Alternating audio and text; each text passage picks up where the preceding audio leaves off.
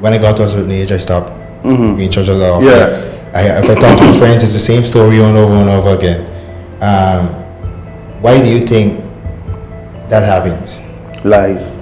Don't you think they as well have had those questions, but they try to just suppress it? Suppress it. Because it means being alienated from your social group. How important is energy to you? When do you know that it's time to make a switch? You're in a good space. You need to go. Yeah.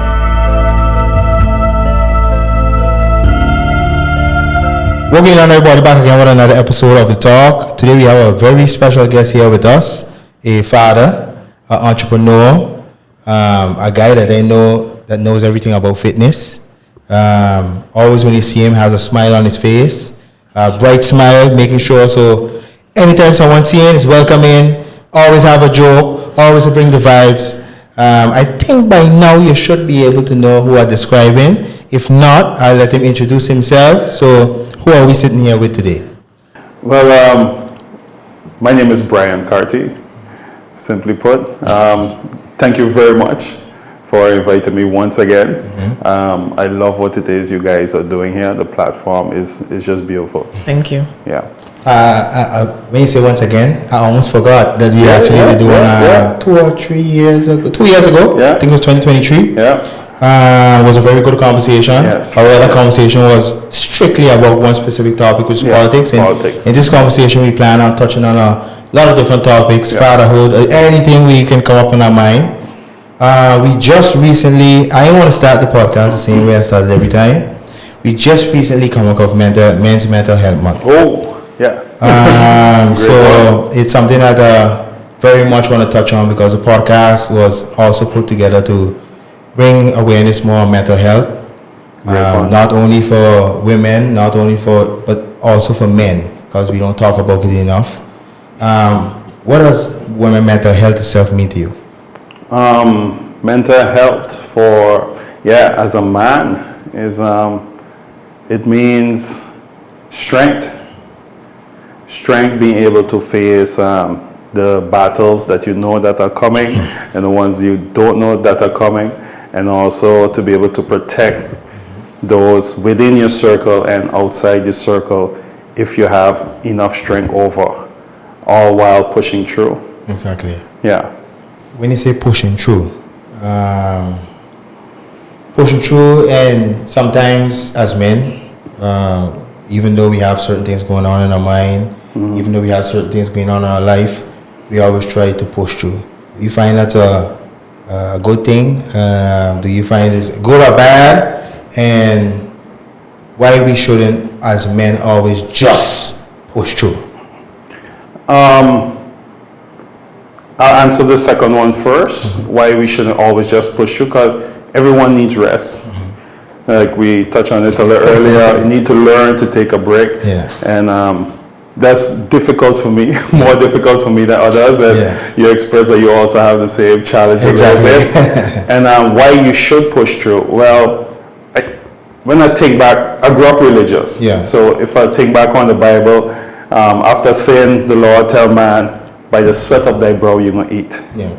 Now, it come across as a punishment, but I realize that from youngsters, from teens, especially boys, if you don't give them a goal, a purpose, they're just going to be wanderless, aimless, mischievous. Yeah. So it's the same thing with us men. If we don't have a goal, a purpose, something to struggle, because it's in the struggle is where we become great. Yeah. That's why we not to out a woman, because they give us a look. You understand? They challenge us. Yeah. You know, for example, if it wasn't for a wife, would you build this beautiful home? Exactly. So you wouldn't get to really see your true greatness without the struggle. And you need to choose your hard, because hard going to come either way. Yeah. So, that's a good one. Yeah, because there was a researcher from psychologists, they show that it's like if you're on a train track and a train is coming and you just sit there, you will experience a different type of hormonal reaction in the brain of fear than if you run to it. Yeah. Wow. If you run to it, the brain sees it as a challenge is happening, not a fair response. Yeah. Yeah. Yeah. So choose your hard. Yeah. That's the best thing. So choose your struggle. Embrace it, enjoy it. Yeah. I see you talk about a wife or choosing the correct. How important is it choosing the correct lady for yourself? Oh, it's super. It's super, and I feel sorry for men who never experience a good helpmeet, so to speak. Because if you're on the go all day, as men, we wouldn't stop so easy to grab breakfast or to grab lunch. If you have a good woman, they will see to it like, hey, sit down, have a good meal. They will make sure you have the doctor's appointment. And a good intellectual woman will also help bounce ideas back and forth, have the conversation, really reaffirm the male inside of you. So you need that equal strength partner moving forward. So it's super important. Yeah. I see we touched on before, you say growing up in Stacia, I assume. Yeah. What was it like for you growing up here on the island? Boy, what can I say? Look, I listened to a lot of stories. I was followed some of the previous podcasts you have, and I must say, I had a picture, from my experience, I had a picture perfect upbringing. Yeah. I grew up mostly in the church, but in the Adventist church, and I had fun friends, fun cousins, both parents in the home, sisters. You had space all over. Station was a playground. So you rode bike a lot, climb a lot of trees. So you got that freedom to experiment. But because I grew up in the church, you also learn a lot of discipline, rules. For example, if I look back now at the Sabbath keeping, and the diet laws, no jewelry or speak and dress a certain way. In the beginning, of course, you didn't like it, but now they older, you realize what those lessons, what they taught you. So, and everybody in the community almost were free to correct you. So I always tell people, people like Blake, Mr. Cherubin, the late Mr. Tatum, all these people, Miss Rita Haas, so the names go on. All of these were church members, Pathfinder leaders, Miss Rosabelle Blake as well. All these help raise and shape me, when parents weren't around. So I learned a lot of things from a lot of different people. And then from Stacia, I moved on to St. Martin. Again, blessed to be in the right home. Learned a lot again. So I always felt as if, as I got older as an adult, I was like, boy, it's almost like a guardian angel was right on me. So I always felt like it's your responsibility to do a lot. Because you have too many blessings to just, waste your life doing nothing. What was your experience? You said you had a good upbringing. What is it like being raised by a mother and a father in a home?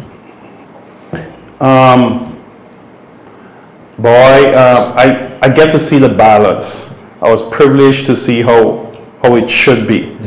My mother worked 40 plus hours, a career woman, and my dad as well.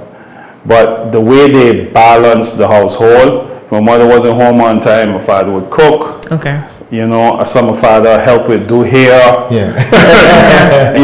And then my mom would come home, she would do whatever, pick up the slack. But it wasn't, even though it was like that, I still saw very clearly the gender roles. So, for example, even though my father cooked, if my mother came home before food was finished, my father sat down and she put out the food. So you still saw, and that was a beautiful thing to me. That was a beautiful thing to me.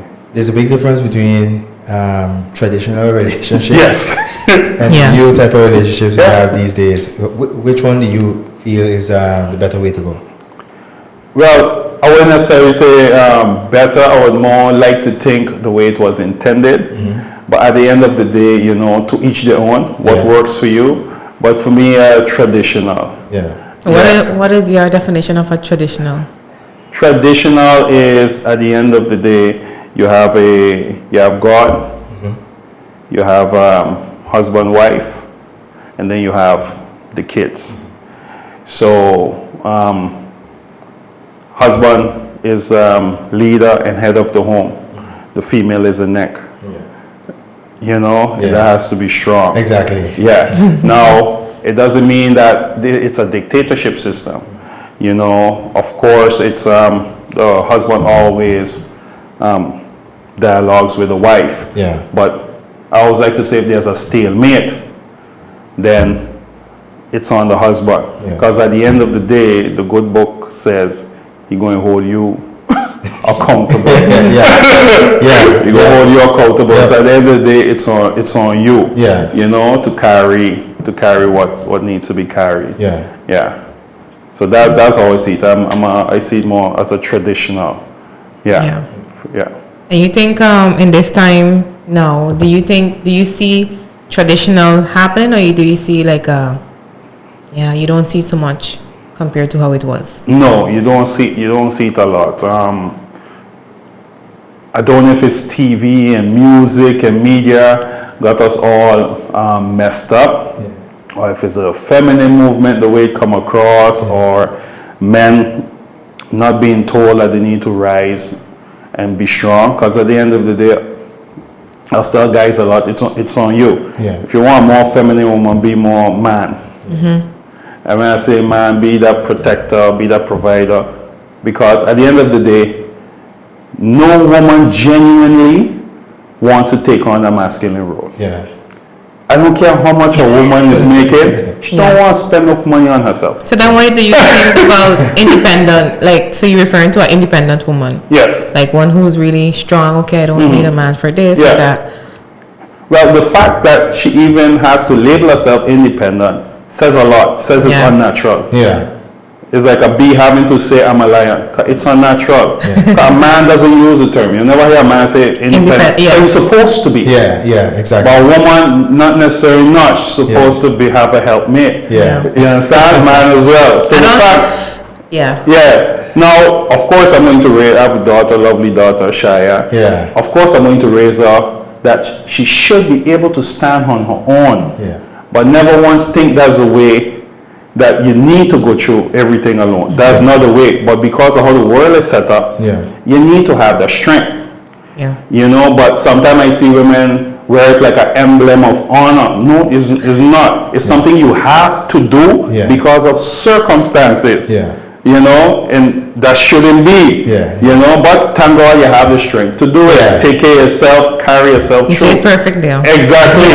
Because of the world we're in. But it's not the way it was meant to be. I totally understand. I like how you mentioned that because of circumstances, you had to put yourself in a role. You know, because maybe someone might be watching it and be like, okay, you don't know my situation, but you clarify that when you say circumstances.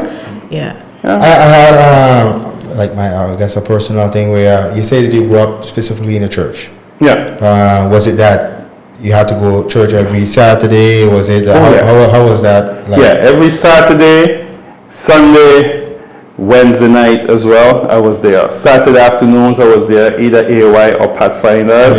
And again, I learned a lot of skills. You know, you learn public speaking.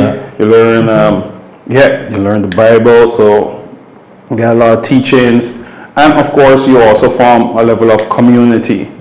You know, so even now when Saturday comes around, I'm doing what I'm not supposed to do. So it's very much ingrained, you know. So I spent time with the church closely up till I was 18, maybe 20 the latest. Even after I went to Holland, I was still busy with it. After a while, not so much no more. How do you find out within yourself? Because you say like you kind of does feel guilty sometimes.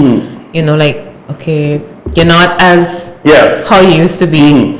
How do you handle that now?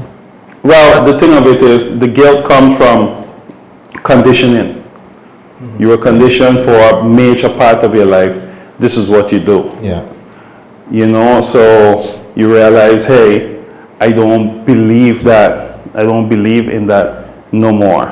You know, but that feeling will be there now and again. Because like I said, it's part of, like the good book says, you train a child the way they should go, and they won't depart from it. And it stick right in. It's always going to stick. You know, so that feeling, but then, you know, you read for yourself, you study for yourself, and then you form, as you get older, you form your own opinion about certain things, and you're like, you know what, that isn't for me. It brings me to a question. I mean, you could decide if you want to answer it or not. Because you say when you hit 18, you decide, okay, you're kind of like, you're not going to church as often. But I noticed that's kind of like a repeat story with a lot of, when I got to a certain age, I stopped being in church as often. If I talk to my friends, it's the same story over and over again. Why do you think that happens? Lies. When adults tell you this is how it is, when they themselves don't know. So then it develops a lot of mistrust. For example, for me, it started, excuse me, when I reached Holland, I went home to study biology. So the question was, science. Okay, here you learn about this, and then the preacher interprets the Bible telling you this. So I went online and I bumped upon this forum called Answers in Genesis. It's a whole forum with Adventist Christian professors, all discussing scientific things, whether about dinosaurs, the age of the world, everything. And after a while going through it, I realized, because my mind was always science against the Bible. But then I realized, as I learn and learn more, I realized, but science can't be against the Bible if the same person made it. It's a divide and conquer strategy. If an enemy says, hey, you is science against the Bible, it forces you to choose a side. When you really look at it, if you notice that if God created laws for man, he also created laws for nature. So then I start looking at science different. I realized studying science is just looking at the blueprint, how everything was done. And then I start asking myself the question about, okay, how the world and the universe was formed. Now, the good book says he spoke. Now, and I bump upon this research from a CERN facility in Europe, and they blow up the smallest particle from an atom, the Higgs boson they call it. Now, when you blow this up, now everything you burn leaves something behind, residue, whether ash or something. But when you blow this thing up, it's nothing, just pure energy. So then I realized, if you take enough energy and you compress it, you can form matter. So I realized everything around us is just about pure energy. So I realized, hey, when we were small, it was presented to us like he sat there with a ball of clay making stuff. Well, if you speak energy, you could create. So that started a rabbit hole. You know, they'll start going further, like, boy, interested. You know, so, and then, of course, me and Sally always joking about this thing when I start to read Genesis. You know, tell me the story. Okay, you have two people. You have Adam and Eve, they made Cain and Abel. Cain killed Abel. Cain went and meet his wife in the land. Now, when he killed Cain, he told God, but I can't leave because they're going to kill me. And I'm like, well, who's they? So then, if it's only two. So who was there before? So I said, things ain't adding up. So when you ask the pastor, he tell you to brush it off. And those are the type of things that make people leave the church. Just say, I don't know. Or there's a agreed upon response. You know, so it's things that just had me. So I just went looking elsewhere, and then I find more inconsistencies. You know, things just didn't add up. But then you can say at that point you was kind of battling. Okay, you're pursuing your career. But at the same time, you're battling that guilt, because I think they just be like, don't question God. Oh yeah. So that was a real. That's the thing. But then again, when you read the disciple, doubtful Thomas, he questioned. Yeah. And then you also learn that he said, knock on every door, seek. Look, nothing wrong with seeking. Yeah. You know, he made you with an inquisitive mind. You know, ask the question, nothing wrong with asking the question. And the thing of it is, what I noticed is that by studying, it wasn't more a challenge. It was more, you almost start to see the God in you. Yeah. And I mean it from a vanity perspective. Yeah. And then I also read things like where Jesus would say, you all are gods. And then again, I went to, when we had the English course, I remember when the professors came here from St. Martin, we had at Cambridge. I started to fall more in love with English. Yeah. And then I realized, you have the study of, I think they call it etymology, the study of words and their roots. Yeah. Now, the word God and king are synonymous. I didn't know that. Yeah. Elaborate on that. They mean the same thing. That's why in the Old Testament, when I think it was Samuel, when the people asked for a king, God was offended. And that's why pharaohs call themselves gods. Yeah. So God and king mean the same thing. So I mean Caesar, God, king, Pharaoh, all mean the same word. Yeah. You know, so that again tripped me out. So when I read certain old texts now, I read them different. Exactly. You know, and that's why the Bible say, Lord of Lords, King of Kings, God of Gods. That's true. Yeah. That's the thing. You know, so like I was so for me that was that challenge. Like you said, you know, it's like, am I going too far out on the branch? Yeah. You know, and then I would ask certain people I grew up in church with, like, hey, what do you think about this? And then you'll notice they didn't want to touch it. Yeah. Yeah. Because your whole foundation is built on that. Yeah. Exactly. But don't you think they as well have had those questions, but they try to just suppress it? Suppress it. Because it means being alienated from your social group. Yeah. This is what we do. You're comfortable in the church. You have a group. And you also benefit off of that social structure, work-wise, business-wise. Yeah. For you to start questioning those things mean you might lose that. Yeah. And then you start asking, who am I? Yeah. You know, who am I? That's a big question. Exactly. So I was like, let me see, let me get on the rabbit hole. I gotta find out what. So you start digging and start reading even more. Exactly. And right now, where do you stand? Where do I stand? It's tough because you're seeing so much facts about certain things out there, like real stuff. Yeah. And it's just amazing. For example, again, there are things from, again, I love history. I fell in love with history as well.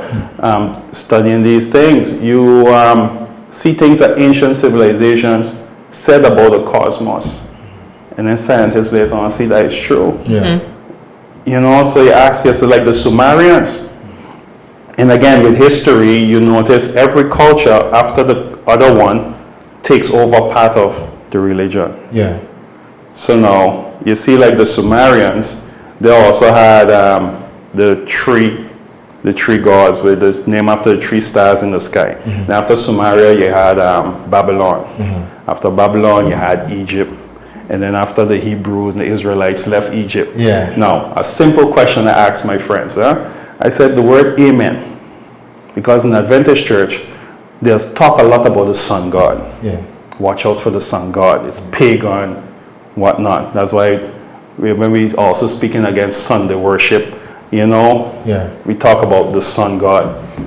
So I asked my friend, I said, you know what amen means? So he said, no. And then I asked, I think it was I will take pastor. peace. Yeah. No, because after every prayer we say Amen. So he told me it's a Hebrew word, means truth. Now, the Hebrews, the Israelites, were in Egypt. Amen root word is Amun. Amun is the sun god. This is a deep. Let's take it on. So I asked him, you realize what you're saying? Yeah. you're just hailing the sun God at the end of every prayer. Yeah. Why you don't just say truth? Yeah. And that's what's going on. Again, root of words. Yeah. I said, that's where that word come from. Yeah. It's true. It's Yeah. true. It's whatever, because I also kind of went down a thing when I was 17, 16, somewhere around there. And it also pushed me into understanding what the words they really mean when they put inside of the context of what it is. So it's something that I went down at it, but I try to not carry nobody else down with that word me, because next thing you watch, you're gonna be crazy or something like that. But at the end of the day, I went through my own experience and draw my own conclusions based off of understanding when they talk about specific words. And I'm researching this specific bad, but for example, when you talk about Virgin Mary, they say virgin did mean a whole different meaning. Yes, meaning back then. 2 meanings. Then it did mean that what we mean it is now. It means 2 meanings. It has one way. It means an unmarried woman. Exactly. And a woman who never had sex. It depends on the right way to spell it. Exactly. Yeah. So all the different things. It just send you down. The thing of the jokey thing is, a lot of people learn the Bible not by reading it, but by watching movies. Yeah. Or biblical stories. So when you watch a nativity story, you will see Mary and Joseph and Jesus just going through the desert. Now, the thing of it is, and again, I got big up Sally for this one. He just has a different mind, the way he looks at things. Now, Jesus around when he was 8, Mary, Joseph, and Jesus went to Bethlehem. Now, they left Bethlehem. A day after on the journey, they noticed Jesus ain't there. A day after, 24 hours on the journey. Now, it makes you think. You got a child in a very special way. Angels show up everything. Tell you this is the Messiah. You're going to have your eyes on that child 24/7. What could make you lose track of that child? So then I start to think, Jesus had brothers on Joseph's side. So that means they were on the trip. That's the only way he could remarry. Because probably the mother dead. I mean, it wasn't just 3 of them. There were a whole bunch of kids. Because you only look back because you're thinking, all the children there. When the movie, you won't see them. Only when Jesus bring the movie, you see he had brothers. But Jesus had brothers. They had to be smart. They had to be with Joseph. Because how you forget your child 24 hours? And that means it takes 24 hours to go back. 2 days, your child was left alone. So something I don't know. No, so the thing of it is, if you don't really ask yourself some logical questions why certain things could have happened, just watch a movie and think, hey, that's how it was. I know like people watching this, I would like to know like what, if you have an answer to this, provide your answer in the comment, let us know, exchange some information. Because sometimes maybe they can be like, oh no, maybe we're looking at it a different way. Possible. Then. But then at the same time you're going to ask your questions. But can you get clarifications on those questions? It's always good. And when you ask, again, theologians, they just tell you, oh, don't worry about that, it's not important for salvation. Like, yes it is. Exactly. Exactly. Of course it is. So have you asked many persons in the church these type of questions? Oh yes. I remember when my uncle asked me, he said, who made evil? Years ago, my uncle asked me a question. Where evil come from? Now again, in church, when you're small, you think Satan. Satan, But also in church, they tell you, Satan cannot create. Saying, as hard as it was, as difficult as it was to digest, the answer, only logic answer is God. And then he watched me, he laughed. And then he told me, read Isaiah 45. And it's in there, and he ain't just saying it, he almost like kind of boasting. That he create these things. He create everything. Sin, evil, good, everything. He create, and he said it. And when I show that again to people I grew up with in the church, they say, boy, you gotta be taken out of context. I gotta read some other verses. I say, cool. Go read other verses. Because it kills their, Exactly. Even if they read something, they're not going to change. After a while, they're just going to avoid a verse. It's kind of like when you say, like, it is true that when you watch movies and you read a book, it's two different things. Yeah. Even with normal movies, like I could say like Twilight. People watch Twilight and ask people, "Oh, how you like the movie?" It ain't do justice to the book. Because the book gonna go a lot more detail, give you more, but you have to also understand what you're reading inside the book. So it doesn't matter what Harry Potter.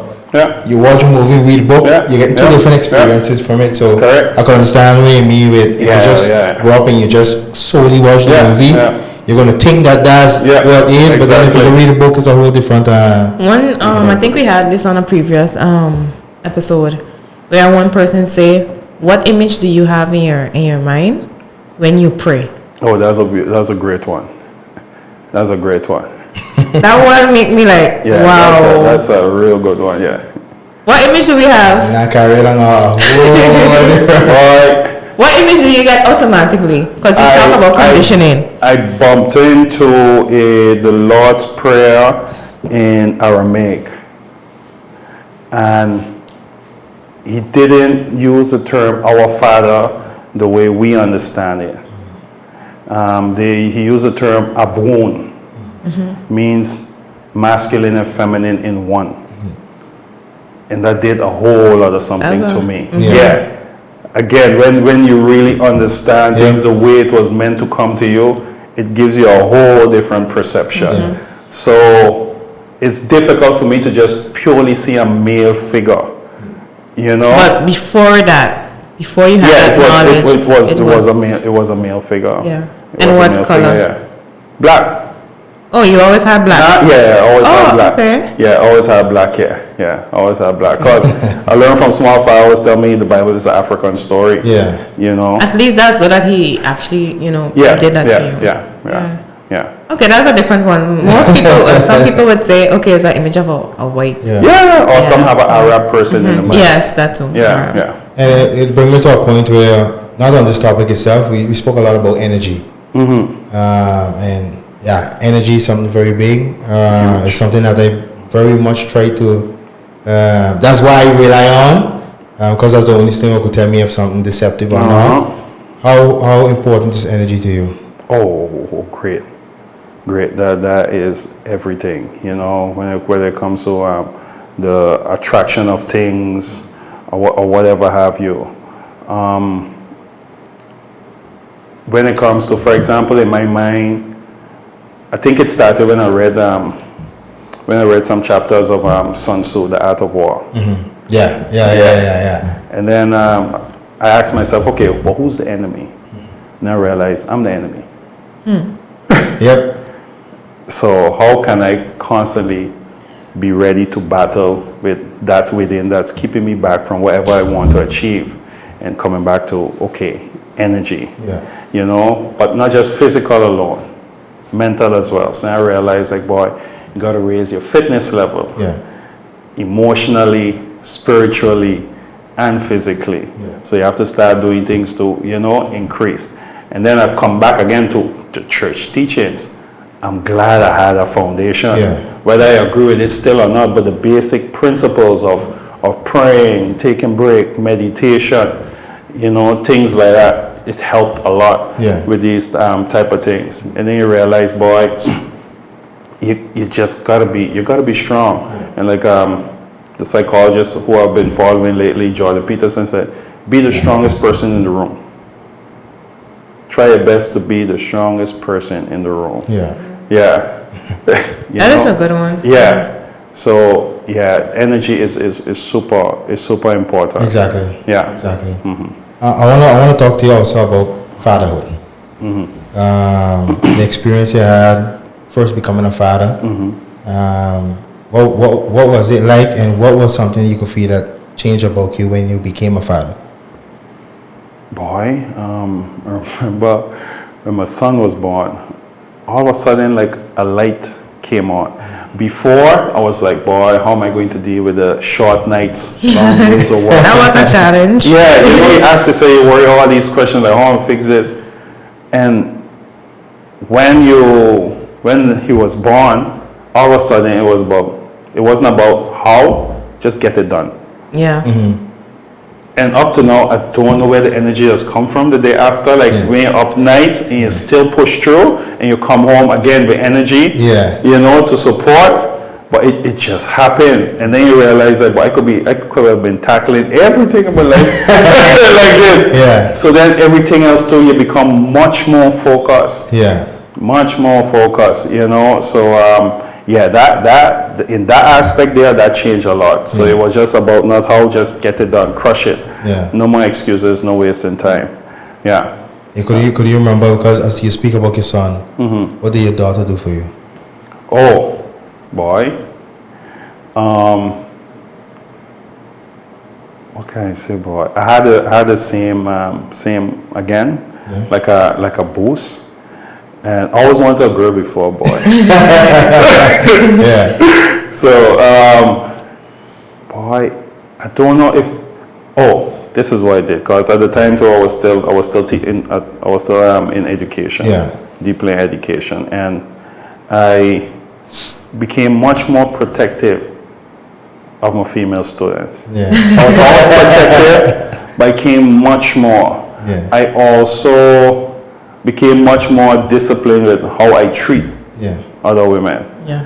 You know, because what you want, you know, for them you want for yours. Exactly. You don't want to send no bad karma or nothing over there neither. Exactly. So those are the type of things I became much more focused about those type of aspects, and yes, also see a lot more things around you because you're extra vigilant about certain things. And then too, I also realized that I need to hurry, get my financial affairs in order because you see many reasons why you would go jail. I see some things happening in the community that when I was growing up, you were like, sometimes even I used to tell students, like, you're afraid, you know, the father got a gun. And you don't see that fear in youngsters no more. They will just walk in the house. Like the other day, an adult told me they saw a young girl in an uncompromised position. They gave her a lift. The young guy just jumped in the vehicle. Oh. He wasn't invited. He just jumped in. He didn't say good afternoon. He just jumped in. And I was like, you know, so those type of things. And then you realize that, boy, it sounds sad, but somebody gonna have to end up being made an example of if this trend continues the way it's going. And then you realize, like, boy, you need to be prepared that your family taken care of, because anything could happen now. It's like everybody feel they could do what they want, and there's very little fear of authority these days. How did we come there? Because back, like you said, the person just jumped in the vehicle without uninvited. Feel like the lines are crossed and there's like no boundaries anymore. Why is that? No. If tomorrow Mikael, that's my son's name, come home and tell me a big man slap him, right? First thing I ask him, what do you do? If you tell me that he cuss him out or whatever, and for example, maybe they won the basketball court and he cuss him out with some freshness, I say, oh, good. I'm not saying the guy had any right to slap him, but he needs to understand you're in the real world. Have some fear. You can't just go talking to whoever you want, how you want. Things could happen. I'm not always going to be around. That's your lesson. I'm not saying any boy have a right but things could happen. I remember when I was that age, when I went on the court, the bigger boys come, you move out. So there's no respect and honor for nothing. There's no fear of repercussions by nothing. Kids just doing whatever they want. That is sad. You know, we have some level of fear, whether you're afraid you get licks, something. But now it's like, I'm going to just do what I want. So what? What could happen? Because they never experienced nothing happen. And now we're going to bring you into like education, right? How do teachers navigate this then? I remember there was this workshop we had because there was this wave going on, especially in Holland. There's a rule. You're not allowed to, actually we have it here too. You're not allowed to touch no children. So they had videos where children grabbing teachers by the hair, dragging them through the classroom. You also have, so my older sister Wendy was also telling me some situation she see in Holland. So while I was playing the video, I walked out. So I said, fire me now. because it isn't happening. Exactly. And I remember 2 times, and I'm not saying it because I'm proud of it. I told a student plain out, I'm not waiting for you to hit me first. If I only see you going to hit me, I'm hitting you with a chair. Yeah. It's not going to be no fair fight. No. I'm trying to knock you out. I'm not going home with one eye, a scratch face, or a missing finger because of nobody child. Yep. So I'm not waiting for you to hit to see how I'm going to retaliate. It ain't reaching there. Yeah. If I get to knock you out first with a piece of board, that's what happened. Yep. And the children never tried nothing. Again, That was a warning. Yeah. Because they see that if it mean my job, but you're not going to try this here by me. And that's just who I was. Yeah. So I told them, fire me now, because that, nobody tried me to a classroom because of a law. Yep. Yeah. No, your child going to come home seriously injured if I only think they're coming to hit, if I see them move. No, but I disagree with that because in a sense, like, I agree with what you say, but allowing, like, there's no limitations for them. No. Like, where is the limit? Because then you have in a classroom, you're busy correcting all the time before you actually can give a proper lesson. Yeah. And I think I noticed globally there has been a decline in teachers, like they're trying to give extra subsidy for, to encourage more teachers to, but it really is a challenge. Yeah. But another thing too, I remember I had a colleague, she wanted to bring in, she called it zelfweerbaarheid, the ability to defend yourself. And not just physically alone, but also mentally be tough. And I realized a lot of time teachers don't invest enough time in that. Yeah. For example, I always look at teacher Jacinta, the late teacher Jacinta. Yeah. She was small, but when she come, you could see how firm she stand. She stood on the ground. And that there a lot of teachers today don't have. So, and the same thing martial arts teaches. The more you are able to defend yourself, the better you're able to defend yourself, the more confident you're going to come across without having to hit. Exactly. And that helped me a lot too. Also, of course, with my height and my stature. How you present yourself. That's also helped, so I also had that on some teachers. I'm a male, my height also helped a lot.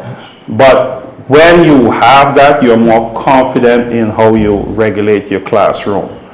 And don't fear to challenge administration with certain things. For example, I remember when we got a security guard, and of course students want to create a show, so they want to see you leave and go get a security guard.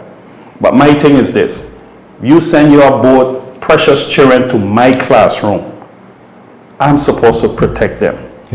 That's my job. So if I'm going to end up getting fired protecting them, so be it. But I don't want to have to look both of you in the face and say, hey, something happened cause I will have to follow protocol. So I had some students who wouldn't leave. I pulled the chair. You're going to get out. Because human nature and animal instinct is I have to establish dominance. And as a man as well. I'm the boss in this classroom. I run things. Your class, your rules. Yes. I have to establish that dominance. Exactly. The moment they see I don't have that dominance, I have to go get help, I'm in trouble. Exactly. So then I have to find a way to push out for you to see. It's true, because then you kind of show like you're sorry for it. No problem. But kind of weak, because children do pick up on that. They're going especially toddlers. I can remember like primary school, sometimes my classmates used to like really pester teacher, and you will know children will really pick up on when they really exactly. So you gotta do that. And I know it might sound very brutish and old-timeish, but you can ask any of my former students. I talked more than anything first. I rarely had to resort to those type of things, but if I had to, they knew. They knew. Like across the entire world, like you say, you have problems in school because when we were growing up, I wouldn't even fathom in my head that we need a security guard. Because you already have this presumption that the teacher is the authority, like they have the authority, then I ain't gonna try to that we have to go terribly wrong for me to want to go to the extreme. But now it's like, okay, we can get the security guard, we can get metal detectors, we can get everything except just get throwing them in line. So, but he touched on something really important, the mental aspect. Like being strong enough, the teachers to be strong enough. You need I think from both students and teachers. Yeah. And that's the thing too. I remember when I think Shia was, I think 1 or 2, and then her mom, Charmaine, asked me, she said she wanted to start with conscious discipline. So I was like, something wrong with how you were brought up? I'm like, okay, if it ain't broke, don't fix it. But again, coming back to what we touched on earlier, having a good partner. So then you trust. And you're like, I like Brian, you know, she's highly educated, she knows what she's talking about, try it. You know, so after the back and forth, the discussion, I'm like, try it. And then I say, okay, if you're gonna try it, I have to learn it too. And after I start learning it, I'm like, well, I seem interested. It is. Start trying it in the classroom. And whoa. it worked. Boy, if it worked. Yo, this thing was great. And then I realized, coming back now to what we're discussing about teachers, a lot of times teachers are the problem because they instigate without realizing they instigated. Exactly. Or they don't even realize they're adding fuel to a fire that could just be out. You know, so you realize, like, boy, and also just basic things like the layout of your classroom, how you give. So then I would have teachers meetings and they're like, yeah, the child doesn't want to sit, so why he can't learn stand up? So I created high tables in my classroom. You want to stand? Oh yeah, but as long as you're getting it done. Exactly. Oh, they don't want to work, so you don't want to work every day. So I had corners in my classroom and kids come in, they had a bad day, something happened at home, something maybe happened on the playground. I would tell them, look, don't disturb. You know what the deadline is. Exactly. You know you can come back in the afternoon. If you don't learn it or do your homework, I'll bring you back. But take your time. And you have no issues. You understand? But it's good because you're not looking for a problem. You're trying to create a solution with them, and you're working for like a system that works for them. Exactly. You're trying to create a safe space. You know, children want to eat. I set up a tea station at the back. Say, go behind there, eat, come back again. You know the deadline. And I'm sure your classes were really running smooth. For sure. I had much less issues. I used to be sitting on meetings and teachers talking about certain class situations. I'm like, ask me. I said, I don't have that issue. Because you try to change. You bridge the gap too. Yes. You try to bridge the gap. Students just feel safe. I remember I had a time when the math teacher was having a lot of issues with some boys. So the law states, coming back to the law again, that the school, you must teach. We are responsible for education. But it doesn't say when. That's a loophole. It doesn't say from 7:30. It must have from 7:30 to 4. So I told the guys, I said, hey, your school, your new schedule is from 2 to 5. Now the first 2 days, of course, they're going to play tough. They ain't doing nothing. They just come in class, sit now. And that's okay with me because I got stuff to do. And that was another thing. Never punish yourself. You make sure you have things to do during that time. That is true because you should punish yourself too. Don't punish yourself. Otherwise, you'll just be upset with them. Even more. So I used to just send them to me. The third day, one person would start working. And then after that, the rest will start working. By the end of the week. So now, when they go back to class, after you talk to them now, they go back to class. The next week, you just follow up. Say, how it going? We need to come back? No, we good. No stuff where, no, roughness, nothing. Just put them there. Because kids, they're going to just test you. They don't want to be there. Exactly. And the only way out is to do the work. It's true. So I used to just tell teachers, don't stress yourself, maybe. Because the law said we got a teacher, cool. 2 to 5. Come true. It's true for true. And that was it. Did you always want to be an educator? Oh yeah. It was either that or I had thoughts of small police force, of course. I think the cars were used to excite me. And let me see what else it was, boy.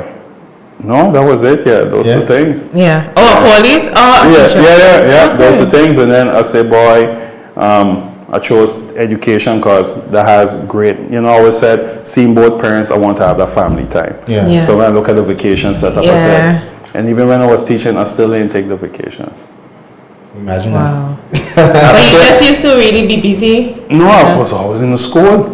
Even summer I would either be away on something for school. Yeah. So I still didn't take the vacation, and because I see all kids as my kids. Yeah.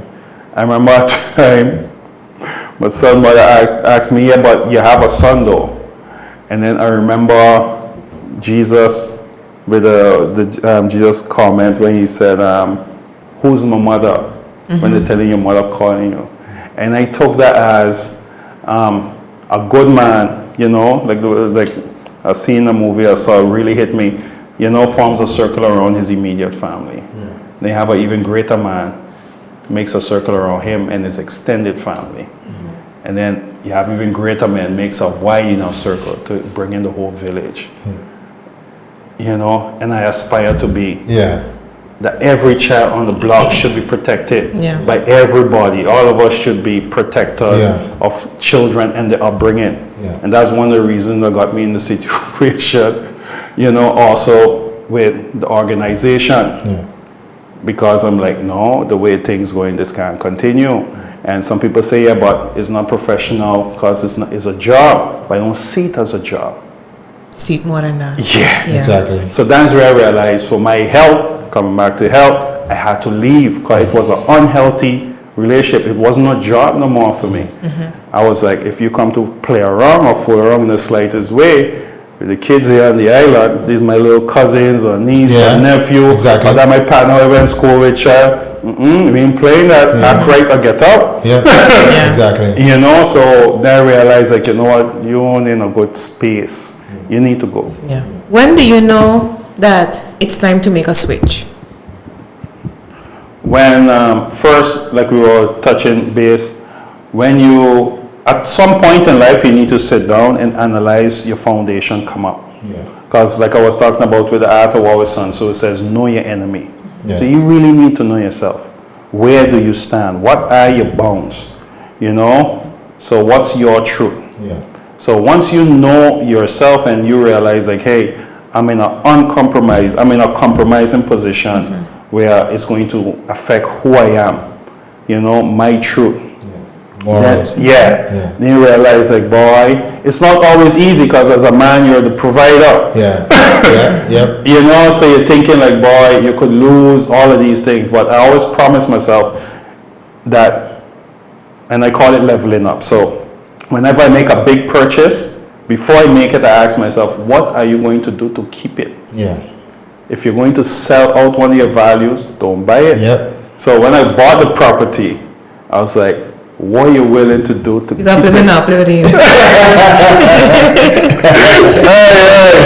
know, so then when the house is practically done, I'm like, what are you willing to do to keep it? If something happens and you just gotta let it go, you're willing to let it go. You know, so and those are the things. Otherwise, don't get it if you're going to sell yourself. You know, so when you see it in a compromising position, and if you could go. Leave. I like that because sometimes some people are afraid to make the jump. Have many people, you know, years feel stuck and they know they don't want to be there, but they still stay there. That is a tough place to be in. Very tough because you're on a small island too, and like you have a whole bunch of opportunities just laying around. Again, like I still got a guardian angel because from time when I close the door, I don't want to reside there. I got a couple calls. I was like, boy, everything is So you know, so things worked out. That's a blessing. Big time. Fitness. Fitness is something that that's why I first known you for, because I think when you came to teach I already left you were the school already. So fitness is something that I always used to see, whether social media, wherever. Where did the love for fitness come from? Boy, growing up, you know, I was involved in a lot of sports.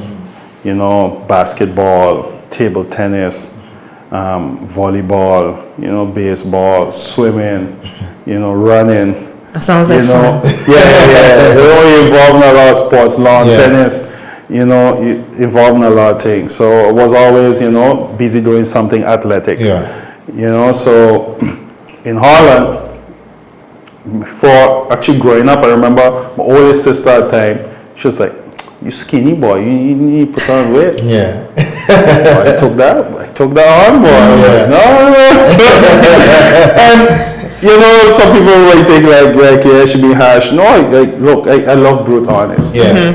You know, so when I went back, I said, okay, this is the mission. So I started buying the muscle fitness magazines what you used to have in Holland. Yeah. And I used to travel a lot on the trains every time reading. The train ride used to be good for Yeah. Inspiring. Reading. You read a lot. Yeah. Just reading, going through, learning different things. Yeah. And then you started at home. You buy a couple weights. Yeah. You start looking up and learning things about nutrition. You know, so then I bought my weight gainers and the protein. Yeah. Went to the gym. Actually, I trained here once with Andy, you know, big Andy. Yeah. You know, a little touch, but I wasn't that serious in it then. Yeah. It's when I went to Holland, you know, then I really started investing. Yeah. So, and then start eating like crazy. Because when I reached Holland, I think it was like 72 kilos. Yeah. He could relate to that. Yeah. Oh, 59. Okay then. Very exactly. Yeah. So you're like, crazy high metabolism. Yeah. You know, so they realize like, boy, you don't put enough calories in. I see like, boy, I gotta eat every 2 hours. What the hell? So thank God for the Lidl and the Aldi. Boy. Yeah. You buy a lot of the tuna salad, your egg salad, your sack of sliced bread for like 29 cents, 19 cents. Peanut butter and milk. Yeah. And your case of yogurt, case of milk. You know, your meat by your halal slaughter, butcher. I used to milk, straight in the cup. And that's kind of a meal. You shake plus your meal. 2 hours. So in no time, boom. Time I came back down, I was like 100K. Yeah. I went fast. Yeah. You went up and then he's like, okay, I gotta ease it up. Exactly. So like 100K, you know. And now as I got older, like, nah, I want to tighten up now. Yeah. Create more muscle because you have the size, but not really the power. Exactly. You know. So then you started to train different, and you got in a bit deeper. But all that reading over time and experience in the gym and working out with others, you get a lot of knowledge. It's only after a while you start talking with people, they start asking for advice, and you realize, hey, but you're spot on. Good, yeah. And then I really got into it. So when I came back, again, I started to train, and more people were coming to me to train them.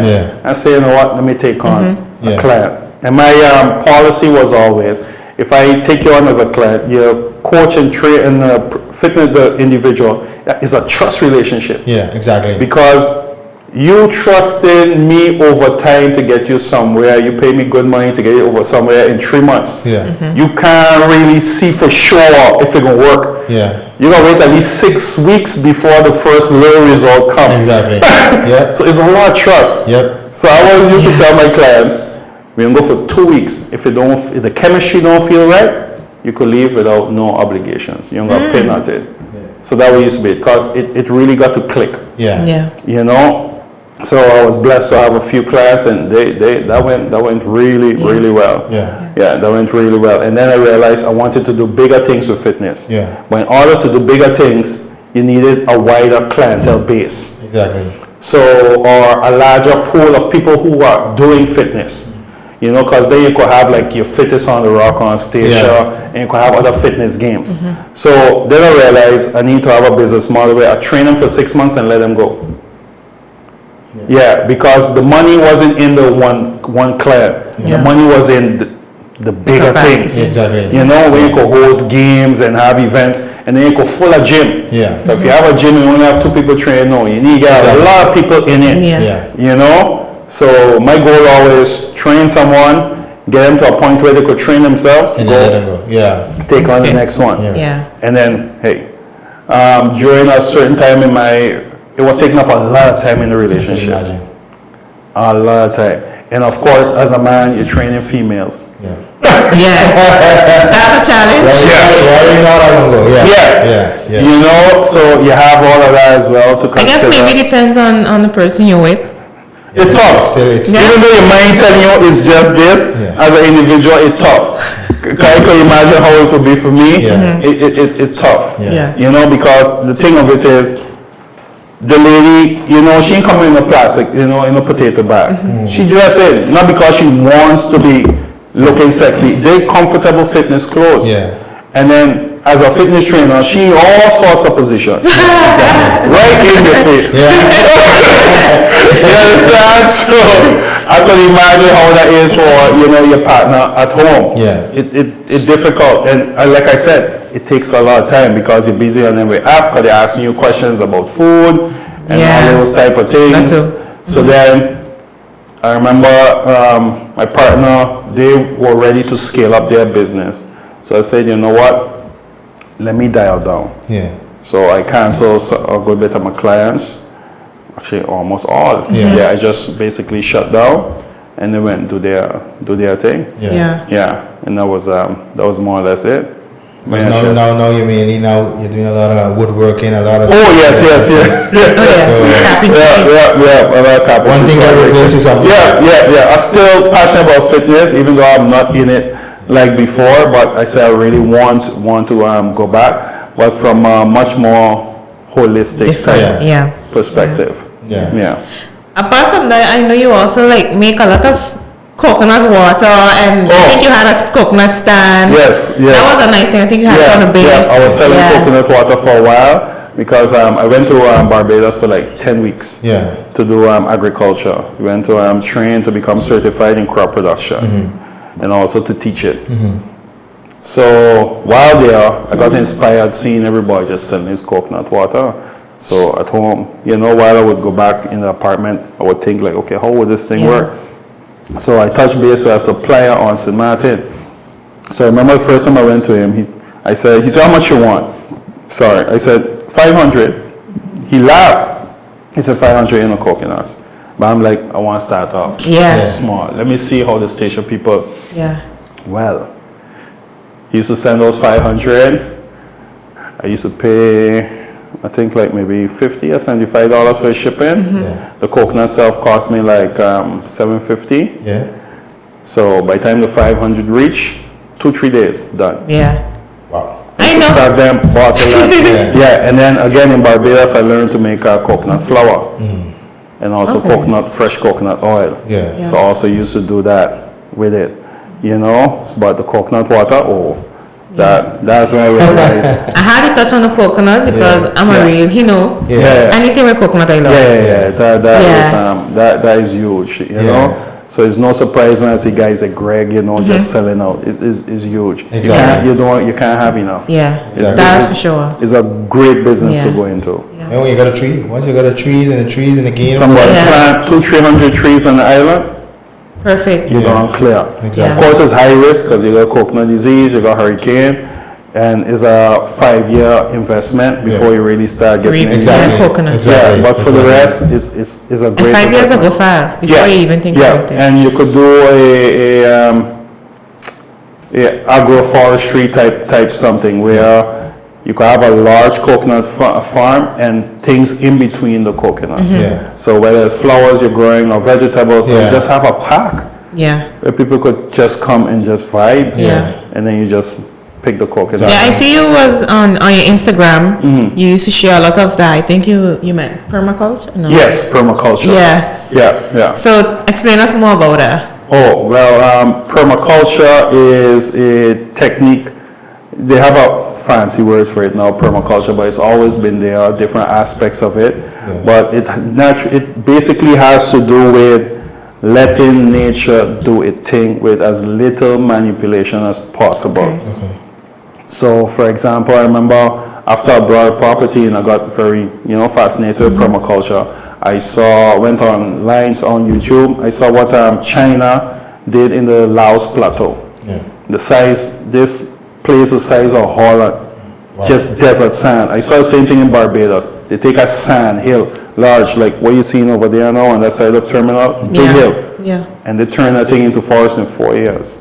Wow. And I saw China in the desert area just transform that place in like 10, 15 years the size of Holland. So like, people always talk about Station Dry, like, nah. I was just going to say, how do we do that on a dry? Walking things, right. Exactly. Some places receiving such little water could do that. So what I did was, I remember when I started, I called lopes, and it's because we have a lot correlator of these sites. So I plow, get a correlator out, and then I call Chester. Chester made terraces for me, so I terrace a property in 3 layers to hold water, and then I create stone walls to hold the dirt. So now I had three layers to hold the water. I remember my colleague Etienne de Vries, he came, he said, "But you waste your time, man, where you do it?" I said, "No worry, man, watch." Because it was just looking barren, dry. And I remember he came back, that was like the August, he came back like the January, February. When he saw what was going on, he said, "What the?" He said, "Boy, I hope you document this thing." The whole place was just lush. I just had it green. So then I said, "Boy, a dream project would be, over there, behind there by Cora side, that whole stretch, when you drive it. I would love from Zealandia, that stretch right up to where the resort is, on the wasteland. I would love to just have a strip where you just reforest and just have a bike path with benches. That'd be nice. And we can make it happen. I would love to do that. Somebody tell me, but you won't be able to get a land. I said, don't need a land. Don't have to get a land, because with the land tax coming in, it might be a nice tax break for the owners to just give me a strip. Because if you could bike from there right across with kids, I have ice cream stands on the way, benches, but it'd just be crazy. Really nice. So I said I would love to apply the same principle and just regreen out the whole thing over there. I just want all of these dreams, because we have a lot of people on the island have a lot of dreams and aspirations, and then when you speak to them, you're like, but you have such a good idea, I understand like funding also does have a role to play with that, but I find that's a really good idea. The thing of it is, somebody asked me, when you plan on retiring, I say my goal is 55. And not that I'm going to be home doing nothing, but then I could take on these type of projects. So I'm looking for a way where I have enough cash flow to take care of the kids, the basic needs, and then I could just spend time doing these types of things. Because I really believe agriculture on Statia can work, but it takes time and dedication. You can't be a part-time agriculturalist.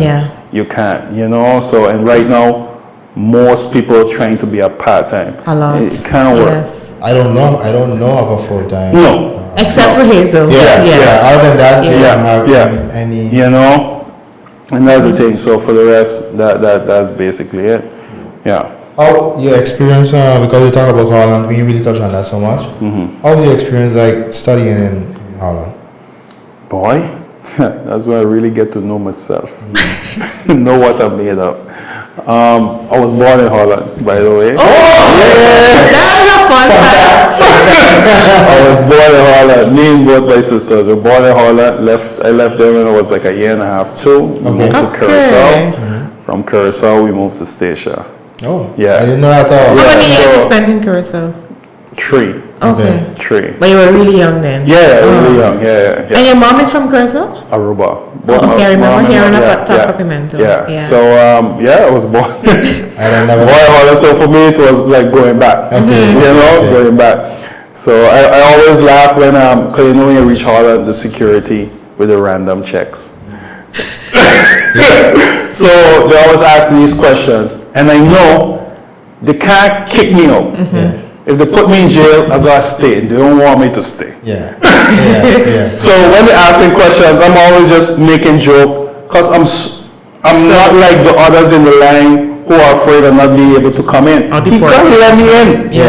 And he want me to stay. He will love me to go back.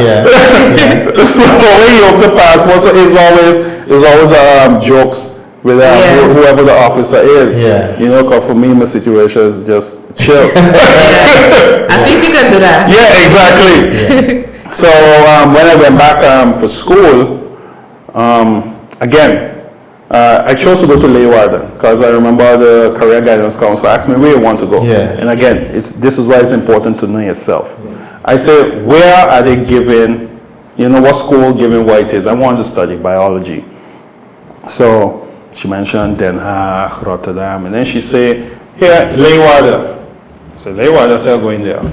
She said, why? Because I don't know nobody there. Yeah. Mm-hmm. Yep. So then I know I'm going to immerse in the culture.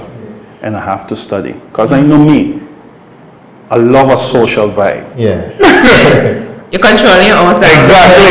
So if everybody going live, I don't want the line too. Yeah. So this way I'm forced to mingle with the local population, get more familiar with the language and with the customs, and dive deeper more into school. So I did that. And I'm meeting some really nice, cool people there as well. Also from the Caribbean, from different islands, and we formed a clique. So, and then in my first 2 years, I got sick. Yeah. I had a heart sac infection. Yeah. What is that? What was that? Really? No. I could say the story now because I think time passed, so nobody could lock me up. In Holland, you know, everybody has a house doctor. Yeah. Gone to a house doctor telling me, oh, it's just stomach acid. That's what you're feeling. Because maybe because you're eating this, you're eating that. So I said, cool. So I still feeling a pain, could barely sleep, but I still doing things, riding bike in the sun, running ball. I like, boy, summertime, you know how summertime is. Exactly. It barely comes around. Yeah. It's like winter 11 months of the year. You know, so you're still doing things. Come back like 3 times. Keep telling me the same thing. Ain't really doing no testing, no. Just listening with a little stethoscope. So at night it was super bad. I couldn't go to sleep until I was like dead tired. The body was just shut down. I lost a lot of weight because to eat as well, you know. So anyhow, I was living with 3 other ladies. Yeah. One was from St. Martin. So I told her, I said, hey, I want to go to the emergency room. But again, hold on with the system. If you call, you can't just get in the emergency room just so you're a call house doctor. Yeah. Yep. Yeah. So some days passed. I said, no, I'm going to get in. I said, this is what we're going to do. I'm going to lie down on the floor, pretend I can't move. You won't talk, but you can't really speak Dutch well. I said, we're going to walk this way. So I lie down on the floor, pretend I can't move. Doctor come. I sent a doctor, she checking me. She watching, she like, you want to go hospital? I pissed, you know. I'm so upset. I'm like, what do you mean if I want to go to hospital? Yeah. You know? So, of course, I can't really, still there pretending to be in pain. Yeah. Anyhow, she called the ambulance. Ambulance put me in. They did an echogram. Heart sac. It's supposed to be like maybe a millimeter or 2. Mine was like almost an inch. Ready to rupture. Wow. Yeah, ready to rupture. Yeah. So I hear the doctors debating whether they're going to put me on blood thinners or they're going to just take the fluid out of the sac. I could just drop down dead. Wow. Wow. Yeah, I don't condone lying to doctors, but I had to get But you had to do that. You see? You had to do that for you to stay there 2 days. Yeah. Stay there 2 days. Another thing to learn about a lot of institutions in Holland. If you're black and you speak Dutch well enough, you're a Surinamer. Because I give them ID, everything. On my medical records, I have that I'm a Surinamer. Not your Suriname. Yeah. Because you travel Dutch well. Yeah. Yeah. Yeah. Wow. Everything, all the information I have, all my medical records from Holland, I have that I'm Surinamese.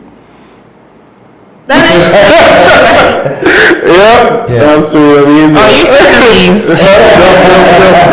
Yeah. But so from there, after I got a little better, I moved with Raquel. I moved in with Raquel in Rotterdam. That's how I ended up in Rotterdam. Yeah. So I left a little while ago in Rotterdam, changed school, continued my study there, and I finished my study in Rotterdam. Yeah. Yeah. So no, I can't say finish. I got an offer to come back to do my final year, my Leo year, job training. Yeah. I got blessed, I should say. So came back, and then when I came back, I spent like 2 years here, and then the board like, you gotta go done. We need you finished because you're our own, and we don't want you here without your diploma. You're doing a great job, and the board paid for my ticket. Yeah. So GVP looked out for me big time. Yeah. So the board paid for my ticket. I went back Holland. They also held the position open. So they paid for my ticket, keep the position open. So you could finish. Yeah. I went. And that's when, coming back to what I said just now too, I learned a lot about myself, because it was a struggle dealing with the teachers, because you're out of class, everybody looking at you like you serious, you don't really want to work, you're just playing, you had the opportunity, and rightfully so. Yeah. You know? So, and then I told myself, you don't have it bad. I said, because there's a mother out there with 1 or 2 kids studying law, having to work. You don't have none of those things. Exactly. So if she could make it, what's your excuse? Yeah. And that's when I just bite down. So modules that would normally teachers tell me take 2 or 3 weeks, I finished in a weekend. Yeah, because it's just like super driven. Things that I didn't understand during the collegiate when I was there, all of a sudden became clear. After, I would just look at myself, boy, so you were just wasting time. Maybe your mind wasn't there. It wasn't fully locked in. You know, so I went up there and like 4 or 5 months, came back. And that was it. And then when I came back, that was right after 10-10-10. I left before 10-10-10, came back, and then I got a letter from immigration telling me if I don't find work, I have to leave. Yeah. Because I was born in Holland, parents born in Aruba. And the whole time, all my life, I repped Stacia. But Stacia reminded me that day who I was. You're not us? No, but I'm not Holland neither. Because when I go there, they tell me, they remind me of her. So that was a whole different mind shift for me that day. But then where do you find your placement? Is it difficult to say, I am this? Sometimes. I can imagine that. Yeah, sometimes. That letter that day shifted my mind big time. Because I always identify, even though I lived a lot of different places, I always identified with Stacia. But Stacia reminded me that day, you're not us.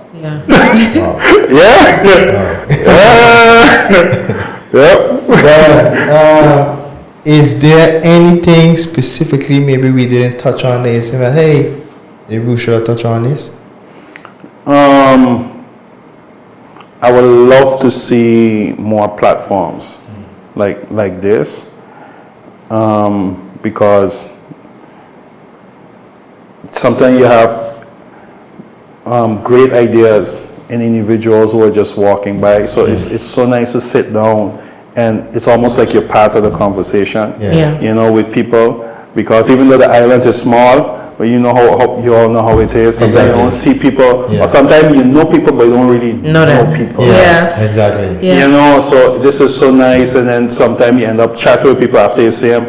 You know, you give them a compliment, they end up talking about certain things, and then it's like you elevate or you gain a relationship in something shared with someone. So I hope that, you know, others, you know, also open up. It doesn't have to be a podcast, but where there's a forum, somewhere for other things to be discussed. And I love where our culture is going. You know, when the intellectual level of intellectual is raising in society, that's a great thing. You know, that's a great thing. So continue. And thank you. Thanks a lot. Thanks for the compliments. We also want to thank you for coming on and being so willing to come back on the platform. To have this discussion. It was very insightful conversation. I believe a lot of people are going to get a lot out of the conversation. We talk about a lot of all over the place. Anything in it. So thank you for coming on. And like I say here on the talk, Jackie the Imagery, capture the moment, watch it forever. See you guys in the next episode. Bless.